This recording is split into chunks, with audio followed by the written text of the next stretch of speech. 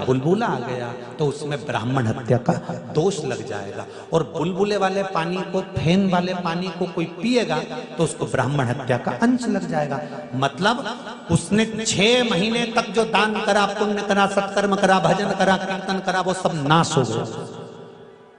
इसलिए विद्वान लोग, पुराने जमाने के जितने बुजुर्ग लोग यहाँ बैठे होंगे वो जानते होंगे कि भोजन कराने के पहले पानी का गिलास भरा जाता था कि जब तक थाली आएगी, पत्तल आएगी, भोजन लगेगा, तब तक इसमें अगर पानी का बुलबुला होगा, फेन होगा तो वो शांत हो जाएगा, वो समाप्त हो जाएगा।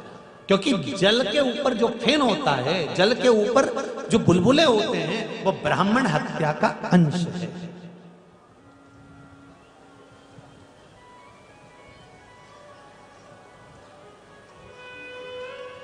अब आज के जमाने में क्या होता है, सारा भोजन हो जाए, उसके बाद में पानी आए, लो साहब, और वो भर के गए और उन्होंने न्यूच कूड़ा ऊपर से और उसमें फेन जम गया, बुलबुले आ गए और तुमने डर डर करके पी पुआ के वो जाए, मालूम पड़े पुण्य करने आए थे और पाप इकट्ठा करके लेके चलेगा। क्या मतलब का ऐसा पुण्य? शहर वालों से भी निवेदन करूंगा कि गांव के लोगों से, ग्रामीण लोगों से थोड़ा थोड़ा सीखने का प्रयास करो कि क्यों पानी पहले भरा जाता था, बाद में पत्तल आती थी, बाद में भोजन कराते थे, पहले पानी लाके रख देते थे। और चले जाओ उत्तर प्रदेश में, और चले जाओ बिहार में, तो वहां पर आज भी नियम है, पानी का गिलास सामने रख देंगे पर पीने नहीं देंगे, पहले उसको गुड़ खिलाएंगे, मीठा खिलाएंगे, कुछ भी ला कर देंगे कि पहले ये मीठा खाओ, गुड़ खाओ, कुछ भी खाओ, पर ये खाओ। क्यों? क्योंकि जब तक तो खाएगा उतनी देर में पानी के गिलास में जो बुलबुला होगा वो समाप्त हो गया होगा। इसलिए उत्तर प्रदेश में, बिहार में आज भी नियम है कि उसको मीठा खिलाया जाता है। ये लो थोड़ा सा मीठा खाओ, इसके बाद पानी पीना, लो थोड़ा मीठा खाओ, उसके बाद पानी पीना, नियम। अब आज के जमाने में तो सब एक ही हसिया से सब काट मारो, एक ही से सब निपटाओ, ठीक है।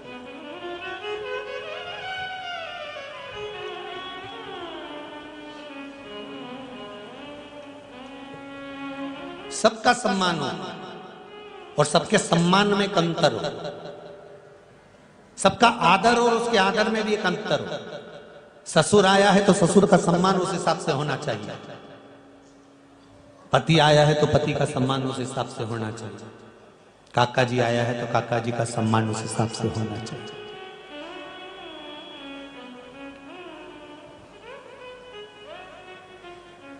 दूसरा, ब्राह्मण हत्या का अंश इंद्र ने अग्नि को दे दिया। हे अग्नि नारायण, आप हमसे ब्राह्मण हत्या का अंश ले लो। अग्नि ने कहा ब्राह्मण हत्या का अंश, मुझे क्या लाभ होगा? तो अग्नि देवता से इंद्र ने कहा हम तुम्हें हमेशा पवन देते रहेंगे, हवा देते रहेंगे और तुम धड़क के जलते रहोगे। अग्नि देवता, ब्राह्मण हत्या का अंश ले लो। अग्नि ने ब्राह्मण हत्या का अंश लिया। तो अग्नि की जो नीली लपट होती है वो ब्राह्मण हत्या का अंश होता है। यज्ञ करने वाले जो ब्राह्मण होते हैं, यज्ञाचार्य जो होते हैं, विद्वान ब्राह्मण जो होते हैं, जो यज्ञ कराने के लिए बैठते हैं, आप लोग तो बैठ जाते हो घी लेकर, सांकल्य लेकर, और ब्राह्मण लोग मंत्र बोलते जाते हैं। और उन्होंने बोल दिया तुरंत, ओम इंद्राय स्वाहा, ओम अग्नये स्वाहा।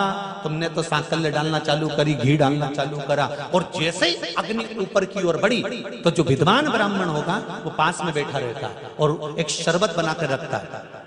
उसने एक थोड़ा सा दूध दही मिला के शरबत बना के रखता है। जैसे ही उसने देखा कि अग्नि, हवन की अग्नि ऊंची गई, इसने लेकर उसमें शरबत डाल दिया, उसमें चारों तरफ उस पंचामृत को, उस दूध दही को डाल दिया। क्यों? क्योंकि अग्नि नीची हो जाए। क्यों?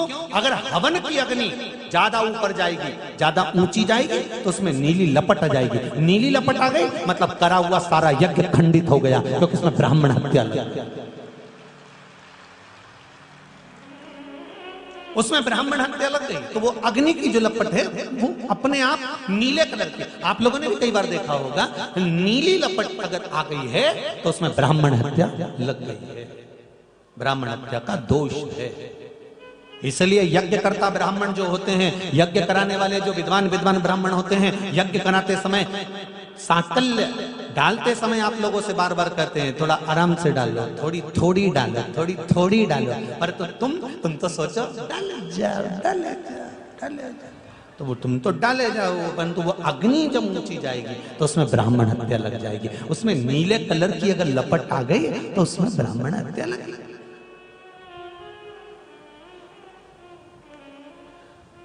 चूल्हा की रोटी और गैस की रोटी में एक ही अंतर है। चूल्हा की रोटी में ब्राह्मण हत्या नहीं है और गैस की रोटी तुम जैसे गैस जलाओगे वो किलो नीले कलर की आएगी। अब के महाराज जी हम तो इतनी कथा सुने, हमारे बराबर किने नहीं सुनी, हमने तो खूब कथा सुनी महाराज जी, हम तो बेकुंठ जाएंगे ना। हमने कहा देखेंगे ऊपर आएंगे जब मिलेंगे। अब ये तो हमको भी नहीं मालूम कि बेकुंठ। चूल्हा की रोटी में पीली लो रहती है, चूल्हा की रोटी में अंगारे पीले रहते हैं और गैस की रोटी में नीली लपट में रोटी सिकाती है। अब कई करें इनका, करें क्या, वो जीना तो पड़े, कई करें तो अब क्या करें फिर? तो क्या गैस की रोटी नहीं खाए महाराज? नहीं, तुम तो खाओ, कौन न मना कर कि नहीं खाए। एक काम तो कर सकते हो, क्या जितने लोग गैस की रोटी खाने वाले हैं सुन लेना जरा अच्छे से, उसमें नीली लपट रहती है। क्या गैस की रोटी नहीं खाए? खूब खाओ, पर एक काम करो, जब भोजन की थाली तैयार होकर तुम्हारे सामने पहुंचे, हाथ जोड़कर मेरे भोलेनाथ जी को बुलाकर कहना इसको प्रसाद कर दीजिए। आप जहर को अमृत कर सकते हो, इसको भी अमृत कर दीजिए। इतना तो कर सकते हो। कितने लोग गैस की रोटी खाते? जरा हाथ उठाओ। तेरा क्या होगा रे कालिया, धर लो, धर लो।